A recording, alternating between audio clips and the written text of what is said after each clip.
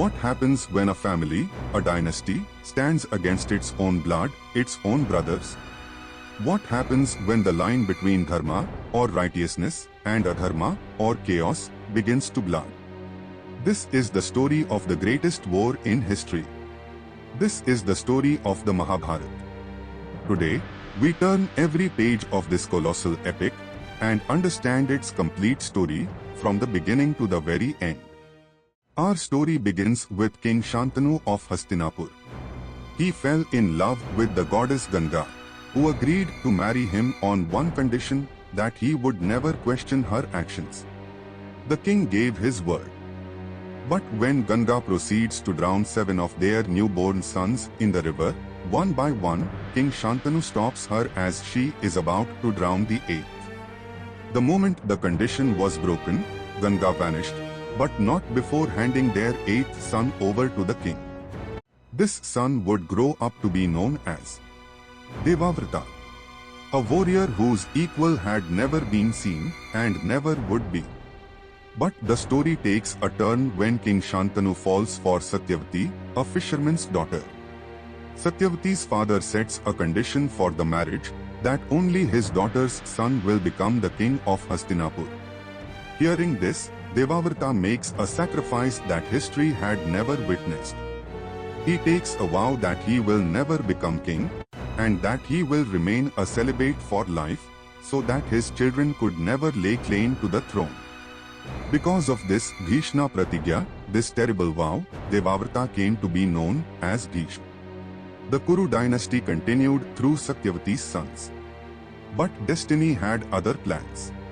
In time, the Kuru dynasty split into 2 branches. The 5 sons of King Pandu, the Pandavas, Yudhishthir, Bhima, Arjuna, Nakula, and Sahdev. And the 100 sons of his blind elder brother, King Dhritarashtra, the Kauravas, led by the eldest, Duryodhan. Both families were educated together under the tutelage of Guru Dronacharya. But from childhood, Duryodhan's heart was filled with hatred and jealousy for the Pandavas, especially for Bhima and Arjuna. This hatred intensified when a low-born but brilliant archer, Karna, entered the arena and challenged Arjuna. In Karna, Duryodhan found his greatest ally. The fire of hatred grew so strong that Duryodhan, along with his cunning maternal uncle, Shakuni, conspired to burn the Pandavas alive in the Lakshagriha, the house of lac. But thanks to a warning from their uncle Vidura, the Pandavas escaped and went into hiding for a time. While in hiding, Arjuna wins the hand of Princess Draupadi of Panchal by winning a miraculous archery contest. Through a twist of fate, Draupadi becomes the wife of all 5 Pandav brothers. When the Pandavas return, the kingdom is divided.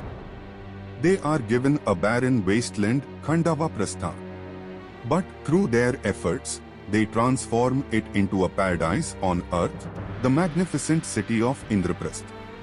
Their fame, their glory, becomes unbearable for Duryodhan.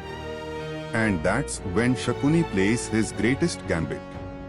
He invites Yudhishthir to a Dayut Krida, a game of dice. Bound by royal code, Yudhishthir cannot refuse. Against Shakuni's deception, Yudhishthir loses everything. His kingdom, his brothers, himself, and finally, he wagers Draupadi. And he loses her too. All boundaries of honor are shattered when, at Duryodhan's command, his brother Dushasana attempts to publicly disrobe Draupadi in the royal court. By the grace of Lord Krishna, Draupadi's honor is saved. But on that day, Bhima vows that he will drink Dushasana's blood and shatter Duryodhan's thigh. On that day, the seed of the great war of Mahabharata was sown. As a punishment, the Pandavas are sentenced to 12 years of exile in the forest and 1 year of Agyatwas. If they were discovered during that year, they would have to repeat the entire 12-year exile. The Pandavas complete their sentence.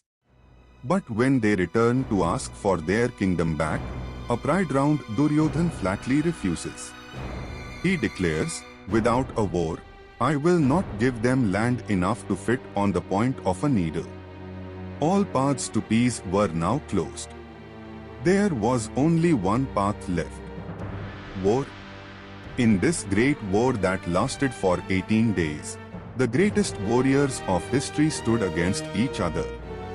But before the battle could begin, Arjuna, seeing his own family, his own guru, his great-grandsire Bhishma on the opposing side, lays down his weapons. It is then that his charioteer, Lord Krishna, imparts the knowledge that is today known as the Srimad Bhagavad Gita. He explains the truth of the soul, of karma, and of dharma. He says, you are slaying the body, not the soul. Perform your duty. The war begins.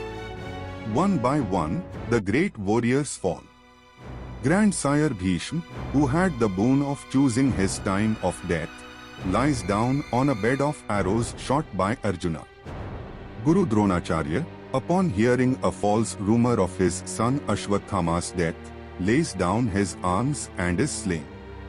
The valiant Karna, after using his divine, one-time use weapon on the warrior Ghatotkacha, is killed by Arjuna the next day when his chariot wheel gets stuck in the mud. Bhima fulfills his vow by killing Dushasana. And at the end of the war, he smashes Duryodhan's thigh in a make duel. With that, the war comes to an end. The Pandavas won the war, but at what cost? They had lost everything. Their sons, their allies, their family. Gandhari, shattered by the death of her 100 sons, curses Krishna, proclaiming that just as the Kuru dynasty was destroyed, so too would his Yadava dynasty be destroyed. Yudhishthir becomes king, but his mind is far from peace. Many years later, the five Pandavas and Draupadi renounce everything and begin their final journey to the heavens in the Himalayas. One by one, they all fall, and only Yudhishthir, the embodiment of Dharma, reaches the gates of heaven in his mortal body. The Mahabharata is not just a story of a war. It is a story of karma. It is a story of human greed, pride, and sacrifice. It teaches us that the path of Dharma is difficult, but in the end, truth and righteousness will always prevail.